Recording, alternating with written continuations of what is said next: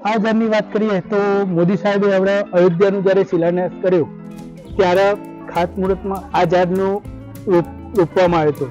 પ્રકૃતિને પ્લાસ્ટિકના કચરાથી બગાડશો નહીં એવી નમાવી નહીતર કુદરત કોઈને છોડશે નહીં. પરિણામ મળવાના ચાલુ થઈ જાય છે. માટે પ્રકૃતિનું જતન કરો. અમે અમારા શાળામાં જન્મદિવસની ઉજવણી અનોખી રીતે કરે છે. સામાન્ય નિમિત્તે બધા ચોકલેટો વહેંચે છે, પણ અમે પક્ષી માટે ઘરેથી 1 થી 2 કિલો ચણ લાવીને નાખ્યો છે.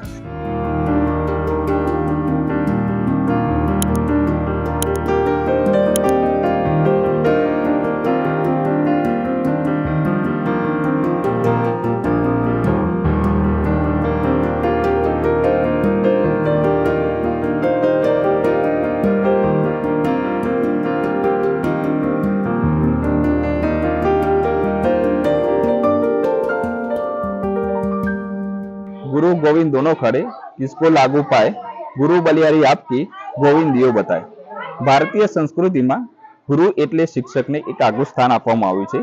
શિક્ષક એક વિદ્યાર્થીને સાચી દિશા આપી તેનું માર્ગદર્શન કરી તેનું ભવિષ્ય બનાવે છે. ત્યારે આજે આપણે આવા જ એક ગુરુ વિશે જાણીશું. નમસ્કાર, હું છું આપની સાથે કુંદન પટેલ. આજે અમે આવી ગયા છે ખેડા જિલ્લાના કપડવંજ તાલુકાના નવા બોબા પ્રાથમિક શાળામાં. આ શાળામાં શિક્ષક શ્રી સુબોધભાઈ વિદ્યાર્થીઓને શૈક્ષણિક કલાથી વિદ્યાર્થીઓને જ્ઞાન તો આપી રહ્યા છે, પરંતુ આ જ્ઞાન દ્વારા વિદ્યાર્થીઓ એમના જીવનમાં પણ ઉપયોગી થઈ શકે એવું જ્ઞાન મેળવી રહ્યા છે. તો આપણે વધુ માહિતી શિક્ષક શ્રી સુબોધભાઈ પાસેથી જ મેળવશું. Welcome sir. કેમ છો? બસ સર, અમે આ શાળા વિશે તમારા વિશે ઘણું બધું જાણ્યું છે કે તમે અલગ અલગ પ્રકારની એક્ટિવિટી કરાવો છો, પ્રકૃતિના જતન વિશે, રેસ્ક્યુ વિશે. તો એની વધુ માહિતી આપણા દર્શક મિત્રોને જણાવો તમે. વાત કરીએ નવા બોબા પ્રાથમિક શાળા, એટલે અત્યારે અમારી શાળા પ્રકૃતિ શાળા તરીકે જો એક ઓળખ પામી છે રાજ્યની અંદર, ઘણા જિલ્લામાં, તાલુકામાં. તો અમારા અહીંયા દરેક વાર તહેવાર જે સીધો પ્રકૃતિને વણી લેવામાં આવે છે. હવે આવશે આપણે ઉત્તરાયણ, તો ઉત્તરાયણ વખતે બાળકો જોડે જે ગૂંચણા હોય દોરીના ગુચ્છા એ એકત્રિત કરવામાં આવે છે. એ અમે વજન ઉપર લઈએ છીએ ગુચ્છા 30 રૂપિયા કિલો. ત્યાર પછી વાત આવે કે ઘણા પક્ષીઓ ઘાયલ થયેલા પણ હશે ઉત્તરાયણ પછી, તો એ પક્ષીઓને અમે ટ્રીટમેન્ટ સારવાર કરીએ છીએ. અમારા બાળકો એટલા તૈયાર છે કે ઘાયલ પશુ પક્ષીઓની રેસ્ક્યુ કરી અને સારવાર પણ કરી શકે છે. પ્રકૃતિનું જતન આ પ્રોજેક્ટના અંતર્ગત વિદ્યાર્થીઓને તમે કેવી રીતે કેળવો છો? આના પાછળનું કારણ શું છે? પ્રકૃતિની વાત કરવામાં આવે તો આપણે કોરોના મહામારીમાં જોયું છે તો પ્રકૃતિ સિવાય કોઈ આપણને બચાયા નથી. કોરોનામાં કેટલી વનસ્પતિના પાનના ઉકાળા કરીને લોકો પીધ્યા અને એના કારણે ઘણા લોકોના જીવ બચી ગયા છે. આજે જે વાતાવરણની અંદર જોવો તો ચેન્જ આવવાનું કારણ મેઇન વસ્તુ પ્રકૃતિનો નાશ એટલે માનવ જાતનો નાશ છે. એના કારણે બાળકોને અમારે કોન્સેપ્ટ તૈયાર કર્યું કે પ્રકૃતિનું જતન કરવું, અને સીધા બાળકો એના ટોટલી ઘરે છોડ વાવવા, છોડ ઉછેરવા, એનું રક્ષણ કરવું, કોઈ પણ જીવ જંતુ કે પ્રાણીનું રક્ષણ કરવું, એ અમારો મેઇન કોન્સેપ્ટ છે. બાળકોમાં આનાથી કેવી અવેરનેસ આવે છે? બાળકોની વાત કરીએ તો બાળકો આના કારણે ઘણા બાળકો અમારે ગાય કોઈ જગ્યાએ પ્રાણી હોય તો એ જાતે રેસ્ક્યુ કરે છે. અભયમાં ફોન કરી અને જાતે બોલાવે છે. વન વિભાગ વાળા એને લઈ જાય છે, એની ટ્રીટમેન્ટ કરવામાં આવે છે. કોઈ પક્ષી ઘાયલ હોય તો પોતે એની ટ્રીટમેન્ટ કરે છે. અમે ફર્સ્ટ બોક્સ અહીંયા રાખીએ છીએ, એનાથી એ પોતે ટ્રીટમેન્ટ કરે છે. અને ક્યાંય પણ કોઈ જગ્યાએ ઝાડ કે વનસ્પતિનું અહિત થતું હોય તો એ બાળકો મારા વિરોધ કરે છે, એનો નહીં અટકાવે છે. તમારા આ કામમાં બાળકોનો સહકાર કેવો રહ્યો તમને? બાળકો મારી આ પ્રવૃત્તિ પાછળ ઓતપ્રોત થઈ ગયા છે, અને આના કારણે રાજ્યની અંદર અમારો સારો મેસેજ જાય છે અને બીજા બાળકોને આ બાળકો થકી પ્રેરણા મળે છે. તો ગામનો કેવો સહકાર રહ્યો તમારો? ગામનો પૂરેપૂરો, કારણ કે ગામ અમારું અત્યારે એવી જગ્યાએ છે કે પ્રકૃતિની ગોદમાં જ કહીએ. એક બાજુ વેત્રવતી નદી, બાજુમાં જંગલ, પછી ઉત્કંઠેશ્વર મહાદેવ. તો આ પ્રકૃતિના સાનિધ્યમાં ગામનો પુષ્કળ સહયોગ છે અમને આ કાર્ય સાથે. આનો શિક્ષણમાં ઉપયોગ થઈ શકે તમને? હા, શિક્ષણમાં આનો ઉપયોગ પૂરેપૂરો થઈ શકે. પ્રકૃતિ પર્યાવરણ નહીં હોય તો આ માનવ જીવન શક્ય નથી. જો પ્રકૃતિને બચાવવી હશે તો પહેલો સ્ટેપ છે બાળકો. બાળક જો પાયામાંથી આનું જ્ઞાન મેળવશે તો એ મોટો નાગરિક થઈ અને આનો પૂરેપૂરો ઉદાસ કરશે.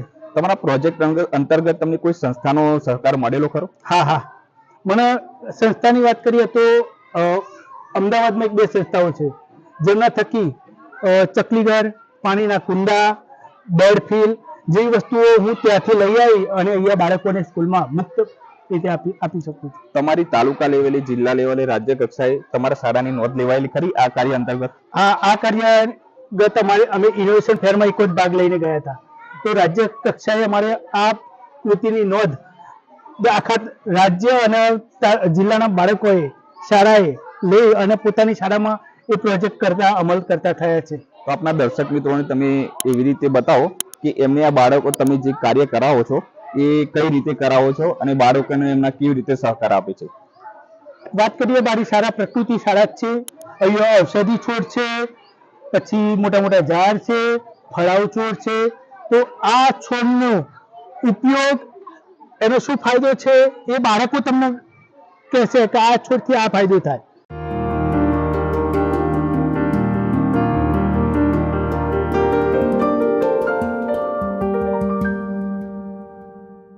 તો સાહેબ આ ફૂલ છોડ શાનો છે? આ ફૂલ છોડ છે મધુબની. આમાં મધુબનીનો શું ઉપયોગ છે, શું છે, અમારા બાળક આપશે એની માહિતી.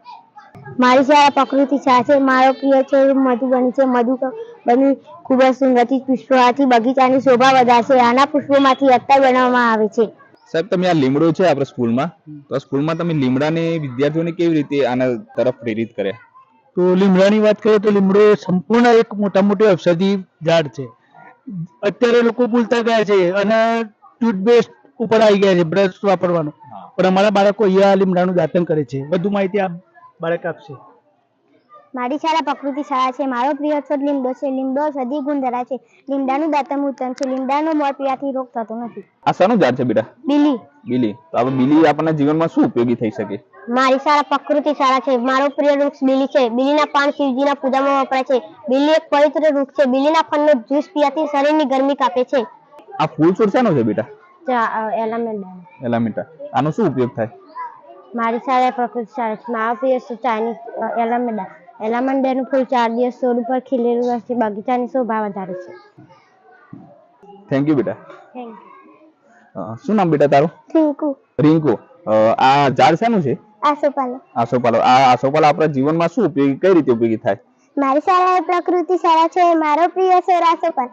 આસોપાલવ 24 કલાક ઓક્સિજન આપે છે. તેના પાન તોડવાનો ઉપયોગ થાય છે. થેન્ક યુ બેટા. છોડની વાત કરીએ તો આ છોડ છે જાસૂદ. બેટા, જાસૂદનો શું ઉપયોગ છે? મારી શાળા પ્રકૃતિ શાળા છે. મારો પ્રિય છોડ જાસૂદ છે. જાસૂદના ફૂલના ઉપયોગથી હૃદય, મગજ, પેટ તંદુરસ્ત રહે છે. વાળ ખરતા આવે છે. બગીચાની શોભા વધારે છે. ઝાડની વાત કરીએ તો આ ઝાડ ઉમરાનું ઝાડ છે. તો ગણિતભાઈ, ઝાડનો ઉપયોગ જણાવશો? હા. ઉમરદાયક પક્ષી જીવાદોરી સમાન છે. આ ઔષધિમાં અનેક ગુણ રહેલા હોય છે. ડાયરિયા અને ફેફસાની બીમારી મટાડે છે. આ વેલાની વાત કરીએ તો આ છે મધુમાલતી. બેટા, મધુમાલતી વિશે બોલાજો.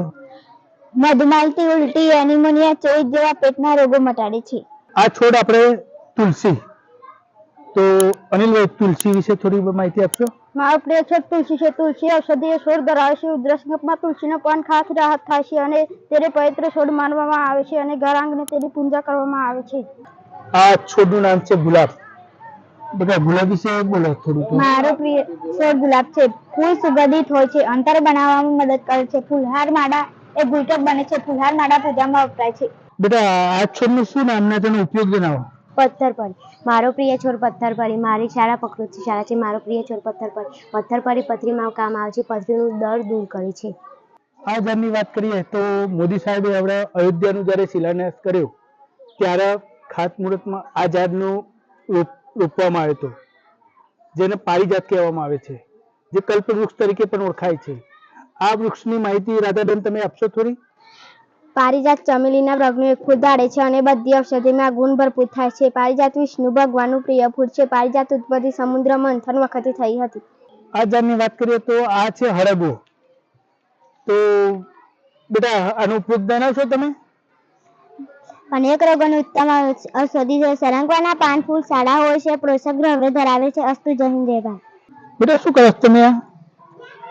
બારમાસીનું છોડો છે જોઉં છું. હા, તો શું એનો ઉપયોગ શું? મારી શાળા પ્રકૃતિ સાથે મારો પ્રિય છોડ બારમાસી છે. બારમાસીના ફૂલ શરીર માટે ગુણકારી હોય છે. આ રોગો માટે સુસજ્જ છે. બગીચામાં સરળતાથી આ ફૂલ ઉપલબ્ધ છે. પરેશ, આજે તો તારો જન્મદિવસ છે. જન્મદિવસની ખૂબ ખૂબ શુભકામનાઓ. ચકલાઓને ચોખા નાખ્યા. હા. એક વૃક્ષ વાવવાનું ને આજે. હા, સરસ. હવે આ શેનો છોડ છે? પીપળો. પીપળો. પીપળાની માહિતી થોડી આપો. પીપળો 24 કલાક ઓક્સિજન આપે છે. પીપળામાં દરેક દેવતાનો વાસ હોય છે.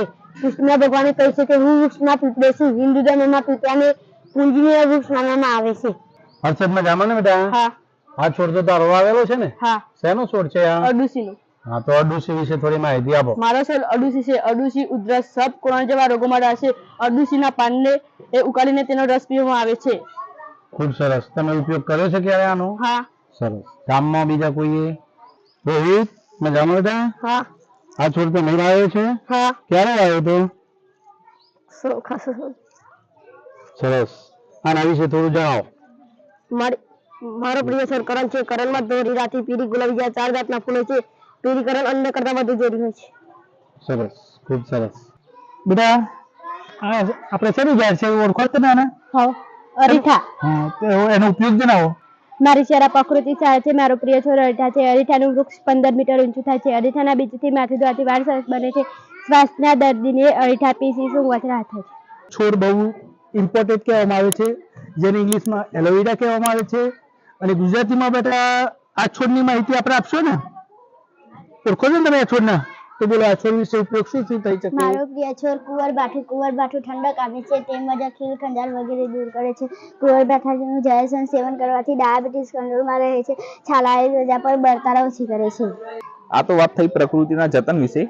આના સિવાય પણ અન્ય બાળાઓને અલગ અલગ ટાસ્ક આપેલા છે કે જેમ કે જન્મદિવસ, જનરલી આપણે જન્મદિવસ કેક કાપીને, ચોકલેટ વેચીને એવી રીતે ઉજવતા હોય છે, પણ અહીંયા આ સ્કૂલમાં કંઈક અલગ રીતે જ ઉજવવામાં આવે છે. તો આપણે જાણીશું સૌપ્રથમ એ બાળાથી કે જે જન્મદિવસની ઉજવણી કઈ રીતે કરે છે.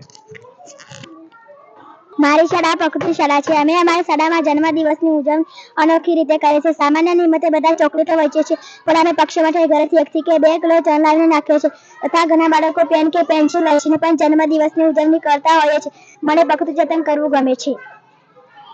અમારી શાળા રંગબેરંગી ફૂલ છોડ છે. અમારી શાળાની અમે ફૂલ છોડના ફળ સરસ્વતી માતાને ચરણમાં મૂકવામાં આવે છે. મારી શાળા હરિયાળ શાળા છે.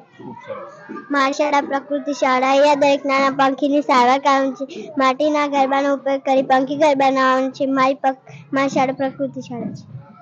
મારી શાળા પ્રકૃતિ શાળા. મારી શાળામાં અનેક ઔષધીના છોડ છે. તુલસી, લીમડો, અરડુસી જેવા છોડ છે, જેનો ઉપયોગ મહિનામાં એક જ વાર ઉકાળો બનાવી શાળામાં બાળકોને આપવામાં આવે છે. મને મારી શાળા ગમે છે. શાળા નહીં અનેક જીવનનું મંદિર છે, જે હજારો સજીવોનું જતન થાય છે. તે પ્રકૃતિનું જતન. જીવનમાં જો પુણ્યનું કામ કરવું હોય તો પ્રકૃતિનું જતન કરજો. અસૌ ઉપકાર છે. મને માનવ જાત પર પ્રકૃતિ શાળા બહુ ગમે છે. મારી શાળા પ્રકૃતિ શાળા.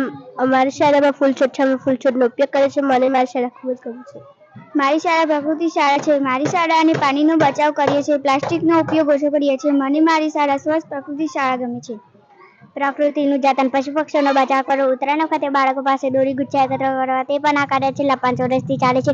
20મી માર્ચે દિનાની તકલીફ ગળાથી કરવામાં આવે છે. મને પ્રકૃતિનું જતન કરવું ગમે છે. મારી શાળા પ્રકૃતિ શાળા છે. મારી શાળાની ગીરીઓમાં અમુક ફૂલછોડની સુંગતમાં બહુ ગમે. મારી શાળામાં ઔષધી છોડ પણ છે, જેનો ઉપયોગ ઉગાડો બનાવી પીયા છે. મને પ્રકૃતિ શાળા બહુ ગમે છે. મારી શાળા એટલે પ્રકૃતિ શાળા. પ્રકૃતિના ખોળે રમવા જાઓ અને પ્રકૃતિને પ્લાસ્ટિકના કચરાથી બગાડશો નહીં, એવી નમ્ર નહીતર કુદરત કોઈને છોડશે નહીં. પરિણામ મળવાના ચાલુ થઈ જાય છે. મારી પ્રકૃતિનું જતન કરો. ખૂબ સરસ. મારી શાળા હરિયાળી ગીત શાળા છે. મારી શાળામાં જાતના પક્ષીઓની વ્યવસ્થા છે. મને મારી શાળા બહુ ગમે છે. સરસ, થેન્ક યુ. અમારી શાળામાં જન્મદિવસની ઉજવણી એક અલગ રીતે થાય છે. ઘણી જગ્યાએ કેક, ચોકલેટથી થતી હોય છે, જ્યારે અમારા અહીંયા ચોખા, બાજરી, પક્ષીઓ માટે અનાજ આપી અને એ બાળકનો જન્મદિવસ ઉજવવામાં આવે છે. તો સાહેબ, આ સ્કૂલની તમારી કોઈ વિઝિટ લીધેલી હોય, કોઈ કલેક્ટર સાહેબ, કોઈ શિક્ષણ સચિવ તમારા આ કામની જિલ્લામાં, રાજ્યમાં કંઈક પ્રોત્સાહિત તમને મળી હોય તેના વિશે તમે જણાવી શકો? તો શાળા પ્રવેશોત્સવ શરૂઆતમાં આપણે થયો, એમાં રાજ્ય કક્ષાથી સચિવ સાહેબ, રેવન્યુ સચિવ સાહેબ, એક ઉપાધ્યાય સાહેબ આવેલા. એ જે વર્ડ છે એ સાહેબના હાથે રોકેલો. ત્યારે એમને અમારે આ પ્રવૃત્તિની એટલી બધી નોંધ લીધી કે તેમને પણ કહ્યું હતું કે જો અત્યારના માણસ સમાજમાં જો જીવવું હશે તો આ પ્રકૃતિ વગર જીવન શક્ય નથી. ત્યાર પછી જિલ્લા કક્ષાએ જે ફોરેસ્ટ ખાતું ખરું એને અમારી આ કાર્યની નોંધ લઈને જિલ્લામાં અમારી એક શાળાના ઇન્દ્રોડા પાર્ક ગીર ફાઉન્ડેશન ગાંધીનગર 50 બાળકોને ફ્રીમાં એક દિવસની વિઝિટ કરાવી. ત્યાં જમવાનું આખો દિવસ ફર્યા, ફ્રી ઓફમાં બસમાં લઈ ગયા. તો આ અમારી શાળાના મોટો આનો કોન્સેપ્ટના કારણે લાભ થયો. આ વખતે તમે પેલું ચાઇનીઝ દોરીનું જે ગુચ્છાવાળું કરેલું છે લાસ્ટ ટાઈમ, જે બાળાઓ જણાવ્યું, એ શું આ વખતે કન્ટિન્યુ કર્યું છે તમે? હા, અત્યાર સુધી અમારો કોન્સેપ્ટ હતો શાળા પૂરતો, પણ આ વર્ષ માટે મેં આખા તાલુકામાંથી કલેક્શન કરવાનું છે. જે ઉત્તરાયણ પછીના જે ચાઇના દોરીના આપણે નોર્મલ દોરીના જે ગુચ્છા ઉત્તરાયણ પછીના હોય છે એ અમે 1 કિલોના 30 રૂપિયા લેખે લઈએ છીએ. તો આ અમારો એક મોટો સંદેશ છે. તો આ અમારી કાર્યની નોંધ લઈને બીજા શિક્ષક મિત્રો પણ આપણા વિસ્તારમાં આટલી એક પ્રવૃત્તિ કરજો, જેના થકી એક કુદરત આપણા ઉપર રાજીપો રહેશે, કેટલાય પક્ષીઓના જીવ બચશે. તમે આ તમારી સ્કૂલમાં વિદ્યાર્થીઓને આવી રીતના પ્રકૃતિના જતન વિશે તો જ્ઞાન આપ્યું, પરંતુ તમે ગુજરાતના વિદ્યાર્થીઓને આના વિશે કેવી રીતે પ્રેરિત કરશો અને શું સંદેશો આપવા માંગો છો? ખૂબ સરસ. નમસ્કાર.